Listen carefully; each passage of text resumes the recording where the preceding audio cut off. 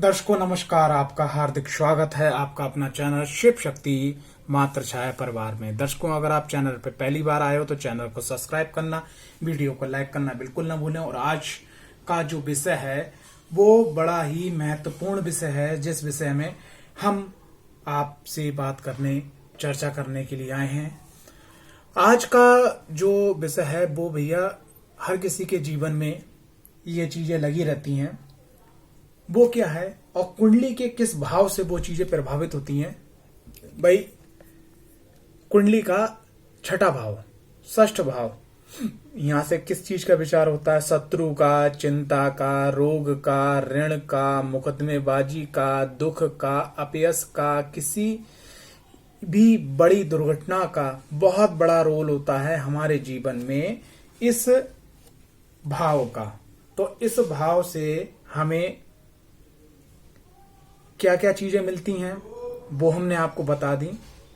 अब बात करते हैं कि अगर इस भाव पे किसी ग्रह की दृष्टि है, यानी कि किस ग्रह की नजर है, आओ समझें। तो बहुत सरल भाषा में मैं बताने जा रहा हूं, और अगर कोई चीज समझ में ना आए तो कमेंट्स बॉक्स पे आप पूछ सकते हैं। कुंडली विश्लेषण अध्ययन के लिए आप हमारे व्हाट्सएप नंबर है 9012951757 पे आप संपर्क कर सकते हैं। सविनय निवेदन इस प्रकार है कि अगर आप चैनल पर पहली बार आए तो चैनल को सब्सक्राइब करना, वीडियो को लाइक करना बिल्कुल ना भूलें। और आज का जो टॉपिक है, इस टॉपिक को समझने के लिए पूरी वीडियो अंतिम तक देखें। सबसे पहले बात करते हैं षष्ठ भाव की। अगर आपकी 1 नंबर लगन की कुंडली है, यानी कि मेष लगन की कुंडली है, तो छठे भाव में कौन सी राशि आएगी? कन्या। अगर आपकी वृषभ लगन की कुंडली है तो छठे भाव में कौन सी संख्या आएगी? यानी कि तुला राशि। सप्तम, यानी कि ये तो एक प्रकार से मित्र हुए, ठीक है, क्योंकि भाई दोनों एक ही हैं। वृषभ और तुला के स्वामी शुक्र होते हैं। मिथुन लगन की आपकी, यानी 3 नंबर की लगन की आपकी कुंडली है तो आपके षष्ठ भाव में वृश्चिक राशि आएगी, यानी मंगल की राशि। कर्क लगन की कुंडली है तो आपके षष्ठ भाव में धनु राशि आएगी, यानी कि जिसके मालिक कौन होते हैं? देवगुरु बृहस्पति। उसके बाद में बात करते हैं सिंह लगन की कुंडली में षष्ठ भाव में कौन आएंगे? षष्ठ भाव में आएंगे आपके मकर राशि, यानी कि शनिदेव महाराज, ठीक है। अब बात करते हैं कन्या राशि की, कन्या लगन की। कन्या लगन में आपके षष्ठ भाव में जो आएंगे, ठीक है, वो कौन सी राशि आएगी? कुंभ राशि। तुला लगन में षष्ठ भाव में राशि आएगी मीन, जिसके स्वामी कौन होते हैं? आपके देवगुरु बृहस्पति। और आपके वृश्चिक लगन में षष्ठ भाव में जो राशि आएगी वो मेष राशि आएगी, यानी कि स्वयं मंगल की ही राशि है ये। अब बात करते हैं धनु लगन में। धनु लगन में षष्ठ भाव में 2 नंबर राशि यानी वृषभ राशि आएगी। मकर लगन में मकर लगन में षष्ठ भाव में राशि कौन सी आएगी? मिथुन राशि आएगी। कुंभ लगन में षष्ठ भाव में कौन सी राशि आएगी? 4 नंबर यानी कर्क राशि। मीन लगन में षष्ठ भाव में कौन सी राशि आएगी? यानी कि सिंह राशि, यानी 5 नंबर। तो ये तो रहा आपके षष्ठ भाव में जो स्वामी है वो यहाँ पर आ गए, ठीक है। जो आपकी लगन कुंडली है तो आपको समझने में आसानी होगी कि भाई षष्ठ भाव में कौन सा ग्रह जो है वो फॉल कर रहा है, ठीक है। अब बात करते हैं, कहने का तात्पर्य और कि हमें जो है देखना है अपना षष्ठ भाव। तो षष्ठ भाव में सबसे पहले ये देखिएगा कि जो कुंडली का 12वां भाव है, तो 12वें भाव से जो भी ग्रह यहां पर बैठेगा तो सबको ईश्वर ने सप्तम दृष्टि प्रदान की है। मंगल देव, राहु देव, केतु देव और शनि देव, इनके पास स्पेशल दृष्टि है। तो वो भी मैं आपको अभी बताने जा रहा हूं कि मंगल देव जो हैं, मंगल देव के पास जो दृष्टि है वो अपने से चौथा घर देखते हैं, सप्तम घर देखते हैं और अष्टम घर देखते हैं। राहु, केतु और क्या बोलते हैं गुरु महाराज पंचम, सप्तम और नवम अपने से देखते हैं। शनि महाराज अपने घर से तीसरा, ठीक है, सप्तम और 10वां घर ये देखते हैं, ठीक है। तो इन लोगों को स्पेशल दृष्टि प्राप्त है। अब बात करते हैं कि भाई सूर्य देव जो है वो विराजमान है। कहाँ विराजमान है सूर्य देव? वो आपके द्वादश भाव में। जब द्वादश भाव में विराजमान है तो उनकी दृष्टि कहाँ पड़ेगी? षष्ठ भाव पे। तो जब सूर्य की दृष्टि पड़ती है षष्ठ भाव पे तो ऐसा व्यक्ति जो है रोग, ऋण, शत्रुओं को किस प्रकार आमंत्रित करता है वो मैं आपको बताने जा रहा हूं। ऐसे व्यक्ति को संग अगर 12वें भाव में अगर सूर्य देव है, सबसे पहले आंखों में उसके रोग हो सकता है, और मैक्सिमम देखा गया है 99.9% जो है ऐसे व्यक्ति की जो होता है आंखों पे चश्मा चढ़ ही जाता है। ठीक, नंबर 1। नंबर 2, ऐसे लोग जो हैं जो कर्जा है, जो कर्जे को कैसे बढ़ाते हैं, दिखावे के रूप में, कि मान लिया अगर वो प्रधानी लड़ रहे हैं, मान लिया कोई इलेक्शन लड़ रहे हैं, या मान लिया कोई भी काम कर रहे हैं, तो वो दिखावे में पैसा खर्च कर देते हैं, जिस कारण से वो ऋण में आ जाते हैं। बात करी जाए तो मुकदमेबाजी की, तो मुकदमेबाजी में ऐसे लोग जो है अपना, अगर सूर्य पीड़ित नहीं है तो वो विजय प्राप्त करते हैं। बात करते हैं दुख की, तो दुख के कारण इनका खान पान, इनका रहन सहन, इनका खर्चा ही इनका दुख का कारण बनता है, इनके अपयश का कारण बनता है। ठीक है, वो भी कैसे कारण बनता है, मैंने बहुत सारे लोगों के बाहर में घर के अंदर सूर्य देखे, उनने क्या बड़ी गाड़ी ले ली और उनने मान लिया कि 2, 4, 5, 10 लाख रुपए समाज को दिखाने के लिए जमा करा एजेंसी में और गाड़ी ले ली। उसके बाद में ये नौबत आ गई कि इनकम नहीं हो पाई और गाड़ी खींचने का नंबर आ गया, तो उन्होंने अपने रिश्तेदारों से मांग लिया, रिश्तेदारों को पूरी बात बताई, रिश्तेदारों ने पैसा दे दिया, उनने फिर समाज में बात बढ़ा दी कि फला बंदे ने गाड़ी ले ली और ऐसे ऐसे करके ये प्रॉब्लम हो गई। तो 12वें घर में सूर्य देव इस प्रकार का भी देते हैं। 12वें घर में सूर्य देव जो है वो आपको अपने मान सम्मान स्वाभिमान को लेके हमेशा चिंतित रखते हैं। तो ये 12वें घर में सूर्य देव का जो प्रभाव रहता है। और एक चीज और है कि 12वें घर में सूर्य देव बैठने के बाद में पिता से संबंध भी आपके खराब करवा देते हैं और ननिहाल पक्ष का भी संबंध आपका बहुत ज्यादा अच्छा नहीं रहता है। ठीक, आगे बात करते हैं चंद्रदेव की। ठीक है, क्योंकि चंद्रदेव के पास भी एक दृष्टि है, तो चंद्रदेव अपने यहां से बैठने के बाद में षष्ठ भाव को देखते हैं। तो ये क्या करते हैं, इनके संग में एक प्रॉब्लम बड़ा बेसिकली देखी गई है कि अगर द्वादश भाव में चंद्रदेव हैं और उनकी दृष्टि पड़ रही है षष्ठ भाव पे, ऐसा व्यक्ति अगर जैसे रोड पे जा रहा है, ठीक है, और उसके पड़ोस से अगर ट्रक निकल गया, ठीक है, तो ट्रक निकलने के बाद में फिर उसके दिमाग में घर पे आ गया, उसने पानी पी लिया, आराम से बैठा, लेकिन फिर वो सोच रहा है, क्या सोच रहा है कि यार ट्रक मेरे को दाब देता, मैं मर जाता, मेरे बच्चों का क्या होता, मेरे भाई का क्या होता, मेरी बहन का क्या होता, मेरे बिजनेस का क्या होता, मेरी नौकरी क्या होती। मतलब जो चीज नहीं होती है उसके बारे में भी इमेजिनेशन करके अपने जो है, क्योंकि ये व्यय स्थान है भाई, 12वां घर जो है व्यय स्थान है, तो यहाँ पर वो इतना परेशान हो जाता है अपने आप को लेकर, वो मानसिक तनाव को करके वो खुद अपने आप को बीमारी को कहता है वेलकम वेलकम आ जाओ। तो एक तो यहाँ पर ये होती चिंता। दूसरी चीज, यहाँ चंद्रमा होते हैं तो बहुत ज्यादा कर्ज अगर व्यक्ति ले लेता है उसको चिंता सता रहती है, वो कर्ज निपटा देता है। ठीक है, तीसरे नंबर पे क्या है कि चंद्रमा अगर 12वें भाव में, तो बहुत ज्यादा मुकदमेबाजी का चांसेस नहीं होती हैं, अगर होती भी है तो आप जो है समझौता करके कैसे भी करके इस चीज को आप जल्द से जल्द निपटा लेते हो। बात करी जाए यहाँ पर ननिहाल पक्ष, ननिहाल पक्ष का संबंध बहुत ज्यादा अच्छा नहीं, बहुत ज्यादा खराब नहीं देखा गया है। अगर 12वें घर के अंदर अगर चंद्रदेव हैं तो अपयश की चिंता से आप कोई ऐसा काम नहीं करना चाहते हो कि जिससे आपका अपयश हो, तो अपयश की भी कोई दिक्कत वाली बात नहीं है। बात करी जाए दुख की, तो यहाँ पर क्या है कि खास करके देखा गया है कि माँ को थोड़ा सा जो है कष्ट रहता है। ठीक है, तो अगर माँ की आप सेवा करते हैं तो कष्ट से भी आपको निजात मिल जाता है। तो ये चंद्रमा का प्रभाव रहता है षष्ठम घर पे जब दृष्टि पड़ती है उनकी। आगे बात करते हैं बुधदेव की, तो बुधदेव जो है यहाँ बैठने के बाद में क्या है कि ये वाणी के, बुद्धि के देवता है खास करके। ठीक है, और मुख्यता और भी बहुत सारे काम है, लेकिन मुख्य काम ये, और ये स्थान क्या है, कहाँ व्यय का। तो अगर 12वें घर के अंदर बुध देव है तो अक्सर क्या है कि ऐसे लोगों से लोग बचने लगते हैं, बोले ये देखो आ गया, अब ये खाली की बकबक करेगा। तो सबसे पहली चीज क्या है, बुध 12वें घर में होते हैं तो आप अपनी वाणी की, अपनी बुद्धि की, इंटेलिजेंट की, फालतू की जो है व्यय करते हो। जैसे कोई व्यक्ति अपने घर में कोई काम कर रहा, मान लिया वो अपनी एसी ही संभाल रहा है या अपना फ्रिज या बाइक ही संभाल रहा है, तो आप गए और उसका पेचकस ले लिया और कह दिया ऐसे नहीं, देख ऐसा संभलता है। ठीक है, फालतू का व्यय करते हो। और 12वें घर के अंदर बुध बैठे होते हैं तो ऐसे लोगों के मैक्सिमम जो है देखा गया है कि अगर बुध अच्छे नहीं है, अच्छे का मतलब डिग्री वाइज अच्छे नहीं है, अच्छे ग्रहों की संगति यानी युक्ति में नहीं है, अच्छे ग्रह की दृष्टि नहीं पड़ रही है, तो ऐसी अवस्था में क्या है कि बुआ से, भतीजी से और बहन से जो संबंध होते हैं वो बहुत ज्यादा अच्छे नहीं देखे गए हैं। ठीक है, बात करिए कर्जा का, तो कर्जा अगर आप ले लेते हैं उसको आप निपटा देते हैं। बात करें मुकदमेबाजी की, तो मुकदमेबाजी में भी आप जो है विजय प्राप्त कर लेते हैं अगर आपके बुद्धिदेव डिग्री वाइज, अंश वाइज, दृष्टि वाइज अच्छे हैं तो। ठीक है, बात करी जाए अपयश की, तो आपको अपयश की चिंता आपको जब सताती है जब आपका लोग मिसयूज कर लेते हैं, तब आप जो है सतर्क हो जाते हैं, फिर आप ऐसा कोई काम नहीं करते जिससे आपको अपयश हो। बात करिए दुख की, तो यहाँ पर भैया देखो 12वें घर के अंदर अगर बुधदेव बैठे हैं तो खास करके आपको नसों से संबंधित, कान से संबंधित, गले से संबंधित ये प्रॉब्लम थोड़ी बहुत आपको संग लगी रहती है। ठीक है, आगे बात करते हैं शुक्रदेव की। अगर शुक्रदेव 12वें घर में बैठे हुए हैं और उनकी दृष्टि कहां पड़ रही है भाई, छठे हाउस पे, तो सबसे पहली चीज क्या है कि पूरी कुंडली के अंदर 9 ग्रहों के अंदर शुक्र ही एक ऐसे ग्रह हैं जो 12वें घर में आने के बाद संपूर्ण रूप से कारक हो जाते हैं। तो बात करी जाए ऐसा व्यक्ति जो अगर जिसके 12वें घर के अंदर शुक्र है और शुक्र अगर डिग्री वाइज अच्छे हैं, मित्र राशि में है, सम राशि में है या स्व राशि में है, तो यहाँ पर मैंने ये तक देखा, और यहाँ तक कि नीच राशि अगर 6 नंबर राशि में भी है तब भी मैंने ये देखा है कि व्यक्ति अपनी लाइफ को बड़ा लग्जरियस तरीके से जीता है।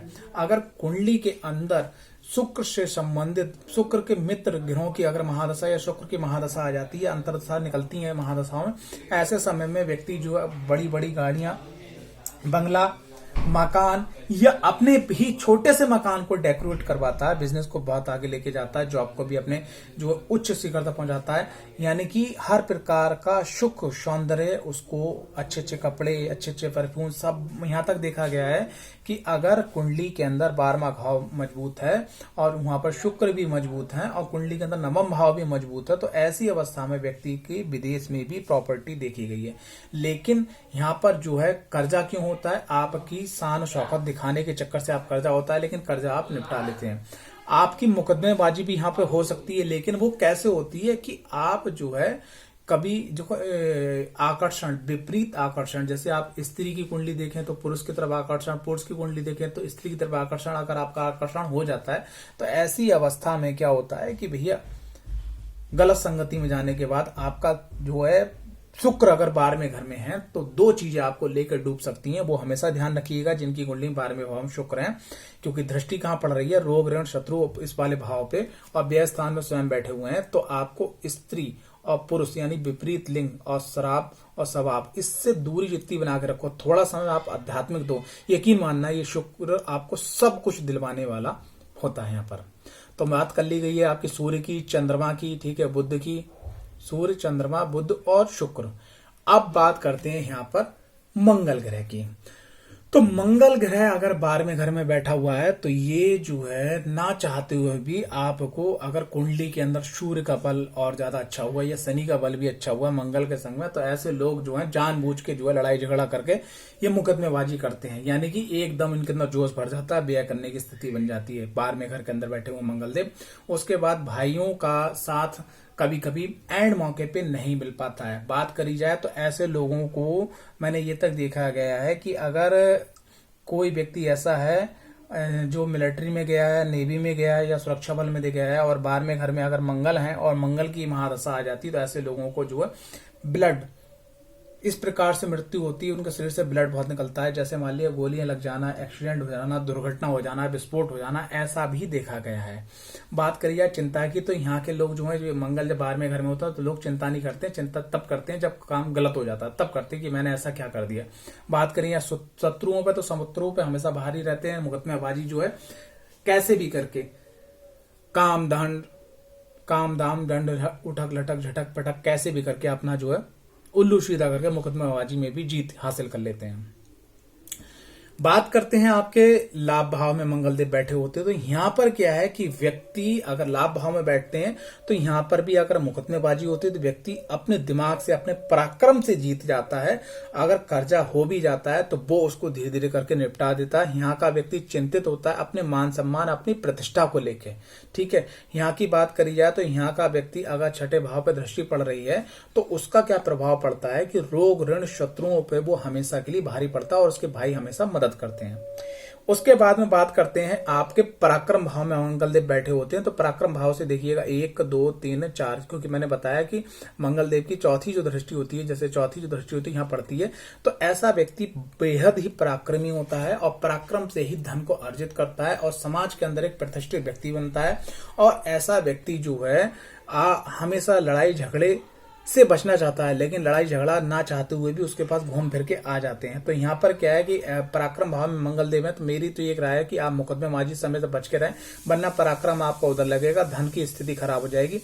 ऐसे व्यक्ति को ऋण ना लेना चाहिए, ना देना चाहिए मैक्सिमम हर परिस्थिति में। लेकिन कभी कभी परिस्थिति अगर विपरीत हो जाती है तो आप मंगलवार को कर्ज निकालें, अन्यथा कर्ज के जंजाल में आप फंसते चले जाएंगे। बात करिए चिंता की, तो ऐसे व्यक्ति को चिंता इस बात की होती है, अगर वो कोई काम कर रहा है, उसका काम समय पे नहीं हो पा रहा, तब वो चिंतित हो जाता है और ये चिंता उसको मस्तिष्क को लेकर बैठ जाती है और लंबे रोग को भी निमंत्रण कर देती है। अगर ऐसा व्यक्ति जिसके पराक्रम भाव में मंगलदेव बैठे हैं, अगर वो 15 दिन घर में बैठ जाए और काम ना करे तो वो पक्का बीमार पड़ जाता है। ठीक है, बात करी जाए अपयश की, तो उसको अपयश इस बात की होती है कि समाज में सब लोग आगे बढ़ रहे हैं, मैं क्यों नहीं आगे बढ़ पा रहा हूं। ठीक है, तो पराक्रम भाव के मंगलदेव बहुत ही अच्छे माने जाते हैं इन सब मामलों में। तो मंगलदेव का द्वादश भाव में, लाभ भाव में यानी 11वें नंबर और तीसरे पराक्रम भाव में बता दिया। अब बात करते हैं शनिदेव महाराज की। ठीक है, तो शनिदेव महाराज जो हैं कहां से बैठ बैठ के देखते हैं, तो सबसे पहली चीज शनिदेव महाराज जो है वही 12वें भाव से देखते हैं। तो शनिदेव महाराज 12वें भाव में बैठने के बाद में यहाँ पर जब दृष्टि डालते हैं तो ये इनकी जो दृष्टि है वो विक्षेपात्मक तक। तो यहाँ पर क्या है कि रोग ऋण शत्रु जो है शुरुआत में तो आपको लगेगा कि बड़े भारी पड़ रहे हैं हम पे, लेकिन एक स्थिति एक स्टेप ऐसा आ जाता है कि वो स्वयं ही आपको उन चीजों से दूर कर देते हैं जो गलत चीजें होती हैं, वासरते आपका कर्म और आपकी नीयत, आपकी ईमानदारी एक नंबर में होना चाहिए, बिल्कुल अच्छी होना चाहिए। अगर ऐसा नहीं है तो सब विपरीत हो जाता है, सब उल्टा हो जाता है। मुकदमेबाजी अगर आपकी होती है तो लंबी चलती है। बात करी जाए कर्जा अगर हो जाता है तो बहुत लंबा चलता है। रोग अगर बात करी जाए तो कभी कभी रोग ऐसा हो जाता है कि जो डॉक्टर भी क्लियर नहीं कर पाते कि आखिर रोग क्या है। बात करिए चिंता की, तो ऐसा व्यक्ति चिंतित होते होते होते उसको हार्ट की प्रॉब्लम हो सकती है। बात करी जाए अपयश की या दुख की, तो 12वें घर में अगर शनिदेव की दृष्टि पड़ती है तो ऐसे लोगों को दुख खास करके बचपन में, खास करके माँ के जाने के बाद बहुत मिलता है, और लेकिन एक समय आने के बाद में लगभग 34, 35, 36 साल की एज में आने के बाद में धीरे धीरे वो अपनी तरक्की को करते चले जाते हैं। ठीक, आगे बात करते हैं शनिदेव महाराज की एक दृष्टि, और यहां से भाई चतुर्थ भाव से दृष्टि पड़ती है रोग ऋण शत्रुओं के भाव पे। तो यहाँ पर क्या है कि अगर चतुर्थ भाव में शनिदेव महाराज बैठे हुए हैं तो एक बहुत बड़ा, मैंने कई कुंडलियों में देखा, जब मैंने बहुत सारे नेताओं की, नाम नहीं लेना चाहूंगा, जब मैंने कुंडली का अध्ययन किया और बहुत सारे ऐसे लोगों की जो जिनने बहुत सारी एसेट्स बनाई लेकिन उनके अपने लोगों ने धोखा कर दिया। तो क्या होता है कि अगर चौथे भाव में शनिदेव महाराज हैं तो आप सावधान रहें अपने ही लोगों से, खास करके अपने परिवार और कुटुंब और उसके संग संग जो आपके नौकर्स हैं, जो आपके सर्वेंट्स हैं, क्योंकि चतुर्थ घर के जो शनिदेव महाराज होते हैं तो वो वाहन, भूमि, भवन अथवा संपत्ति का मालिक आपको बनाते हैं। लेकिन यहाँ से दृष्टि कहाँ पड़ती है, यहाँ से दृष्टि पड़ती है रोग ऋण शत्रुओं के भाव पे। तो ऐसे में क्या देखा गया है कि जब कभी भी मुकदमेबाजी की बात आती है तो आपके ही घर का, आपके ही सर्वेंट निकल के, पक्ष में निकल के आपको धोखा दे देता है, जिससे मुकदमेबाजी में आप हारने के चांसेस तक पहुंच जाते हैं। तो इस बात का विशेष ध्यान रखिएगा। इसके संग संग एक और चीज ध्यान रखिएगा कि वाहन, भूमि, भवन के लिए अगर आप यहाँ पे कर्जा लेते हैं तो वो कर्जा लंबा चलता है आपका। ठीक है, बात करिए रोग की, तो रोग यहाँ पे आपको मानसिक रोग बहुत भयंकर रूप से प्रदान होता है, आपको हमेशा मन में हलचल रहती है। तो इसके लिए आप जो है अपने मन को शांत रखें। बात करिए चिंता, तो यहाँ पर चिंता सिर्फ आपको अपने लोगों की खाई जाती है। बात करिए शत्रुता की, तो शत्रुता आपके घर से ही, आपके मिलने जुलने वाले लोगों से ही निकल के आती है। ठीक है, तो यहाँ से दृष्टि का इनका ये प्रभाव पड़ता है। आगे बात करते हैं देवगुरु बृहस्पति की। तो देवगुरु बृहस्पति जो है द्वितीय भाव में बैठ के और षष्ठ भाव को देखते हैं। तो देवगुरु बृहस्पति जब द्वितीय भाव में बैठ के षष्ठ भाव को देखते हैं तो यहाँ पर क्या प्रभाव होता है वो मैं आपको बताना चाह रहा हूँ। देवगुरु बृहस्पति की दृष्टि को अमृत तुल्य माना गया है। तो जैसे ही उनकी यहाँ से यहाँ दृष्टि पड़ती है तो ऐसे लोग, अगर कोई बीमारी होने वाली होती है तो क्या होता है, वो बीमारी को उस दिशा में, जैसे मान लिया आपको कोई बीमारी होने वाली है, आपको किसी कारण से जो बीमारी हो, उस दिशा का जो भी खान पान है आपको अच्छा नहीं लगने लगेगा। आप ऐसे डॉक्टर के पास जाओगे जहां से आप जल्दी से जल्दी सही हो जाओगे। आपका कर्जा हो गया तो जल्दी जल्दी आप समाप्त करोगे। तो यहाँ पर बैठने के बाद देवगुरु बृहस्पति की जो दृष्टि पड़ती है वो षष्ठ भाव के जितनी भी नकारात्मक प्रभाव हैं उनको जो है कन्वर्ट करती है, बदलने की कोशिश करती है सकारात्मक प्रभाव। तो यहाँ देवगुरु बृहस्पति की दृष्टि जो बहुत ही अच्छी मानी जाती है। बात करी जाए दसम भाव में जब देवगुरु बृहस्पति बैठे होते हैं तो 1, 2, 3, 4, 5, 6, 7, 8, 9, तो यहाँ से नवम दृष्टि पड़ती है। ठीक है ना, तो जब नवम दृष्टि पड़ती है तो यहाँ से नवम दृष्टि पड़ने के बाद में देवगुरु बृहस्पति जो है आपके कर्म क्षेत्र को इतना मजबूत कर देते हैं कि आप अपने इतने काम में व्यस्त हो जाते हो तो लोग आपसे लड़ना झगड़ना भी चाहते हैं, तो वहां पर आपको देवगुरु बृहस्पति इतना मजबूत कर देते हैं कि आपको सिर्फ अपना काम अच्छा लगता है और वो बातें अच्छी लगती हैं जिससे आप उन्नति करें, चाहे आध्यात्मिक उन्नति हो, चाहे पारिवारिक उन्नति हो, चाहे धन से हो, चाहे वाहन भूमि भवन से हो। फालतू के लफड़े में आप पढ़ना नहीं चाहते हो, ठीक है। और अगर आप पढ़ भी जाते हो तो मुकदमेबाजी से आप बाहर निकले आते हो, ठीक है। कर्जा हो जाता है तो कर्जा आप लेते हो सिर्फ जरूरत के हिसाब से और चाहत के हिसाब से नहीं, क्योंकि जरूरत के हिसाब से लेते हो कि आपको इतना पैसा लेना है, उसको उस तरीके से निपटाना है विधिवत तरीके से। बात करी जाए तो चिंता यहाँ आपको रहती है प्रतिष्ठा की। बात करी जाए यहाँ शत्रु पक्ष, तो शत्रु पक्ष आप अपने ज्ञान से, आप अपने पराक्रम से, आप अपने धन से शत्रुओं को स्वयं झुका लेते हो। बात करी जाए यहाँ पर दुख की, तो दुख कितना भी बड़ा मिल जाए लेकिन उसको आप जो है दुख का निवारण निकाल ही लेते हो अगर 10वें घर के अंदर देवगुरु बृहस्पति हैं तो। अब बात करी जाए देवगुरु बृहस्पति अगर 12वें भाव में बैठे हुए हैं, तो देवगुरु बृहस्पति अगर 12वें भाव में बैठे हुए हैं, तो जो मैंने द्वितीय भाव में बताया, जो मैंने 10वें भाव में बताया, बस उसमें क्या है कि जो उनकी दृष्टि पड़ रही है, जो सब कुछ सही कर रहे हैं, वो यहाँ पर कमी आ जाती है। क्योंकि देवगुरु बृहस्पति अगर कुंडली के 6ठे भाव में, 8वें भाव में या 12वें भाव में आ जाते हैं, तो वहां के जो नकारात्मक प्रभाव हैं उनको मतलब खत्म करने के लिए, उनके प्रभाव की नकारात्मकता को कम करने के लिए अपनी जितनी भी ऊर्जा है वो वहां पर लगा देते हैं, ठीक है। तो जिस कारण से यहाँ पर उनका जो प्रभाव है वो षष्ठ भाव के रोगों ऋण शत्रुओं पे थोड़ा कम हो जाता है, यानी कि मुकदमेबाजी यहाँ होने का चांस है, कर्जा लंबा चलने का चांस है, बीमारी लंबी होने का चांस है, अपयश और दुख भी ज्यादा बढ़ सकता है यहाँ पर। अब बात करते हैं राहुदेव महाराज की। तो राहुदेव महाराज अगर 12वें घर में बैठे हुए हैं और अगर षष्ठ भाव पे दृष्टि डाल रहे हैं, तो ऐसे में क्या है कि व्यक्ति अगर कुंडली के अंदर मान लिया कुंडली अगर आपकी है 3 नंबर यानी मिथुन लगन की, 6 नंबर की है यानी कन्या लगन की, आपकी कुंडली 10 नंबर मकर लगन की, 11 नंबर आपकी कुंभ लगन की, तुला यानी 7 नंबर लगन की, वृषभ यानी 2 नंबर लगन की, और यहाँ पर अगर मान लिया बैठे हुए हैं 12वें घर के अंदर राहुदेव महाराज, तो ऐसे लोग जो है विदेश तक आपको विदेश यात्रा, विदेश में शिफ्ट, ये सब करवा सकते हैं। लेकिन राहुदेव यहाँ बैठने के बाद में क्या करते हैं कि अगर आप पे कोई भी मुकदमा लगा तो आपको पता नहीं चलता कि किस गलती के कारण इतनी लंबी सजा आपको मिल गई। अगर कर्जा आपका होता है तो वो कर्जा क्या बीमारियों के खातिर, घर वालों के खातिर, आपकी गलत आदतों के खातिर हो सकता है। बात करी जाए तो रोग की, तो रोग आपके खान पान से, आपके रहन सहन से, आपकी संगति से यहाँ पैदा होता है। बात करिए चिंता की, तो यहाँ के लोग चिंता, जब राहु 12वें घर में होते हैं तो चिंता नहीं करते हैं, और जब चिंता करते हैं तो वो माइग्रेन, मानसिक तनाव के रोगी हो जाते हैं। बात करिए शत्रुता की, तो जब यहाँ शत्रु चलते हैं तो ऐसे लोगों को देखा गया है कि ऐसी शत्रुता देखी गई है, जब 12वें घर में राहु होते हैं तो ऐसी शत्रुता देखी गई है कि लोगों को पता नहीं चला, उनके कोल्ड ड्रिंक में, उनके पीने खाने वाले चीजों में लोगों ने जहर तक दिया है और वो खत्म हो गए हैं। ऐसी कुंडलियों को मैंने स्वयं अध्ययन किया, कुछ ऐसी कुंडली मैंने देखी है। एक मेरे खुद भाई थे, आपके बुआ के लड़के, फुफेरे भाई, तो काफी अच्छे खासे थे, उनका बहुत अच्छा बिजनेस भी चलता था स्वीट्स का, मिठाइयों का। लेकिन उनके संग भी ऐसा ही हुआ, उनके 12वें घर में राहु थे और बहुत अच्छा सब कुछ चला, सब कुछ, लेकिन उनको पता ही नहीं चला कि किसने जहर दे दिया और वो खत्म हो गए। ठीक, अब बात करते हैं कि 10वें घर के अंदर अगर राहुदेव महाराज बैठे हुए हैं, तो 10वें घर के अंदर राहुदेव महाराज अगर बैठे हुए हैं तो 6ठे घर को अगर वो एक्टिवेट कर देते हैं गलत माइनस बटन दबने के कारण, तो क्या है, मुकदमेबाजी, रोग, ऋण, शत्रु, चिंता आपकी बहुत तेजी से बढ़ जाती है और ये चीज बढ़ती ही चली जाती है आपके खान पान के कारण। ठीक है, तो यहाँ पर आपको क्या करना है कि आपको कोई भी ऐसा काम नहीं करना है जो धर्म के बाहर हो, नियम कानून के बाहर हो।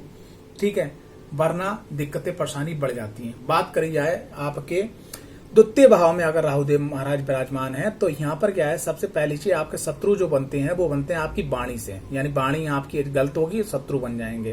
तो उसी चीज आपकी चिंता क्या बढ़ेगी, आपकी चिंता इसलिए बढ़ेगी कि मेरे संग के लोग, मेरे कुटुंब के लोग साथ नहीं दे रहे हैं। तीसरे नंबर पे आपको चिंता किस बात की रहेगी, तीसरे नंबर पे आपको इस बात की चिंता रहेगी कि साहब जो है मेरे को कोई शांति देता। और यहाँ पर क्या है कि आपका जो खान पान गलत होने के कारण 6ठा घर एक्टिवेट हो जाता है और आपको रोग, ऋण, शत्रु सब आपके मतलब पीछे पड़ जाते हैं। ठीक है, और आपका अपयश का कारण आपका खान पान होता है यहाँ पर। तो द्वितीय भाव में राहुदेव इस प्रकार से प्रभाव देते हैं। अब बात करते हैं केतुदेव की। अगर केतुदेव 12वें घर में बैठे हुए हैं तो यहाँ पर क्या, बहुत सारे लोगों को यह मानना है कि 12वें घर में अगर केतुदेव होते हैं तो ऐसे व्यक्ति को मोक्ष प्राप्त होता है। लेकिन मैं यहाँ पर थोड़ा सा बात से असंतुष्ट हूँ। यहाँ मैं एक बात कहना चाहूंगा कि अगर कोई व्यक्ति का खान पान गलत हो, रहन सहन गलत हो, संगति गलत हो और 12वें घर में अगर सिर्फ केतुदेव महाराज बैठे हुए हैं तो क्या हो सकता है? ऐसा नहीं हो सकता। सबसे पहली चीज क्या है, केतुदेव यहाँ बैठ के आपको इंडिकेट कर रहे हैं कि अब आप अपनी लाइफ को अच्छा करें, क्योंकि आपने बहुत सारा जीवन पिछले जो कई जीवनों में जी चुके हैं, यानी कई जिंदगी जैसे मान ली जो जन्म होते हैं उनमें जी चुके हो। अब आप ईश्वर की तरफ थोड़ा सा बढ़ो। तो अगर 12वें घर के अंदर केतुदेव हैं और आप केतुदेव के अनुसार जो वो बोलना चाह रहे हैं, जो वो मोक्ष की तरफ ले जाना चाह रहे हैं, समाज से दूर करना चाह रहे हैं। समाज से दूर करने का मतलब क्या है कि आप जो है अगर 12वें घर के अंदर केतुदेव है, जिनकी कुंडली में मैं देख लेता हूँ, सबसे पहले मैं ये कहता हूँ आपके पारिवारिक और आपकी जो जिम्मेदारी जितनी जल्दी आप निपटा लो उतना बढ़िया। उसके बाद थोड़ा समय आप जो ईश्वर को जरूर दे दीजिएगा, क्योंकि अगर आप ईश्वर को समय देंगे तभी जो केतुदेव कहना चाह रहे हैं उसी से आप आगे बढ़ सकते हैं। यहाँ पर क्या है कि केतुदेव यहाँ बैठे हुए हैं तो मुकदमेबाजी लगेगी तो आपको पता ही नहीं चला कैसे लगी, आपके संग के ही लोग आपके खिलाफ हो जाएंगे। बात करी जाए कर्जा की, तो कर्जा भी यहाँ पर बहुत ही लंबे समय तक चलने वाला होता है। क्यों? और वो कर्जा जल्दी उतरने का नाम नहीं देता है, क्योंकि केतुदेव जहां बैठते हैं उसके ठीक सामने क्या होते हैं, राहुदेव होते हैं। बात करी जाए यहाँ पर कि दुख की, अपयश की, तो दुख और अपयश अगर कुंडली के अंदर पंचम भाव अच्छा नहीं है तो इस संतान के माध्यम से बहुत ज्यादा देखा गया है। तो ये सब चीजें यहाँ पे मिलती हैं। बात करी जाए द्वितीय भाव में अगर केतुदेव विराजमान है तो सबसे पहली चीज क्या है, जो दिक्कत राहु की तरफ से हो रही थी वही दिक्कत यहाँ केतुदेव की तरफ से होती है। वो ये है कि आपको अपनी वाणी के माध्यम से ही, आपकी अपनी वाणी से ही आपके शत्रु खत्म मतलब बढ़ते हैं। आपकी वाणी से ही, आपके खान पान से ही आपका स्वास्थ्य खराब होता है। आपके खान पान से ही आप जो है मुकदमेबाजी में और लोगों के अपयश में, जैसे मान लिया किसी व्यक्ति के संग आपने 10 अच्छाई करी, लेकिन एक बार आपने उसको गाली दे दी, एक बार आपने उससे गलत बोल दिया, एक बार आपने जो गलत तरीके से बोल दिया, तो वो क्या है कि जो आपने पीछे अच्छाइयां करी हैं वो सब खराब हो जाती हैं और आपकी लाइफ जो है डिस्टर्ब हो जाती है। तो यहाँ पर क्या है, केतुदेव भी ये प्रभाव देते हैं। बात करें केंद्र के अंदर अगर केतुदेव बैठे हुए हैं तो ऐसे लोगों को जो है खास करके अपने बुजुर्गों की खास करके इज्जत करना चाहिए। अपने कर्म क्षेत्र पे अगर आप ऐसा नहीं करते हैं तो आपको जो जीवन का जो सुख होता है वो खत्म हो जाता है। और कहीं अगर आप कोई गलत काम करते हो अपने ऑफिस से या अपने कलीग से मिलकर या अपनी जॉब में, तो आप पे सरकारी मुकदमा तक देखे गए हैं अगर 10वें घर के अंदर अगर केतुदेव है। और संग संग क्या है कि अगर कर्जा यहाँ पर हो जाता है तो वो खास करके कर्जा का जो वजह होती है कि आप 2000 रुपये, 10,000 रुपये, 20,000 रुपये लेते हो, लेकिन फिर वो कर्जा बढ़ता चला जाता है और घटने का नाम लेते हैं। बात करिए चिंता की, तो ऐसे व्यक्ति को हमेशा अपने काम की चिंता रहती है और काम भी उसका स्टेबलेट कभी नहीं हो पाता। बात करिए अपयश की या दुख की, तो अपयश और दुख की ये बात होती है कि अगर आपके 10वें घर के अंदर केतुदेव विराजमान है और व्यक्ति काम कर रहा है तो उसका काम स्टेबलेट नहीं हो पाया। जब स्टेबलेट नहीं हुआ, घर में 10 दिन बैठ गया तो घर वालों ने ताना दे दिया कि साहब ऐसा है, तुम तो काम के लायक ही नहीं हो, तुम बेकार आदमी हो तुम। या कोई ऐसी लेडीज है जो घर के अंदर जैसे मान ली 4 बहू हैं, उसमें मान ली एक बहू की जो है 10वें घर के अंदर केतुदेव है और वो मेहनत कर रही घर के अंदर, सास को, ननद को, देवरानी को, जेठानी को कुछ बना के दे रही है, ठीक है। लेकिन बाद में क्या हुआ, जब बात आई मेहमानों के सामने, अरे ये बहू तो कुछ करती नहीं है, ये हमारी भाभी कुछ करती नहीं है, ठीक है, ये हमारी देवरानी, ये हमारी जेठानी कुछ करती नहीं है। तो यहाँ पर क्या अपयश इस प्रकार से मिलता है, वो हमारे दुख का कारण होता है, वो हमारे आंतरिक मन में बैठ जाता है। तो ये जो है षष्ठ भाव पे जब ग्रहों की किस प्रकार से दृष्टि पड़ती है, तो मैंने बताया यहाँ पर कुछ फल आपका बदल भी सकता है। जैसे मान लिया कि एक एक ग्रह को मैंने लेके बताया, हो सकता है ग्रहों की युक्ति हो सकता है कि षष्ठ भाव का स्वामी अच्छे लाभ भाव में बैठा हो या तृक 12वें या छठे मतलब अष्टम में बैठा हो या और कहीं बैठा हो, तो कुछ भी जैसे मान ली जो ग्रहों की जो स्थिति आपकी कुंडली में उसमें थोड़ा सा 19-20 हो सकता है। लेकिन छठे भाव पे जो ग्रहों की दृष्टि पड़ती है उसका जो आकलन निकाला, जो मेरा अनुभव था मैंने आपसे शेयर किया। आशा करता हूं कि ये वीडियो आपको पसंद आई होगी। अगर वीडियो पसंद आई तो वीडियो को लाइक, चैनल को सब्सक्राइब करना बिल्कुल ना भूलें। जय माता दी, जय मां पंच परमेश्वरी, बाबा महाकाल, माता महाकाली, माता मां बगलामुखी का सदा आप पे आशीर्वाद बना रहे।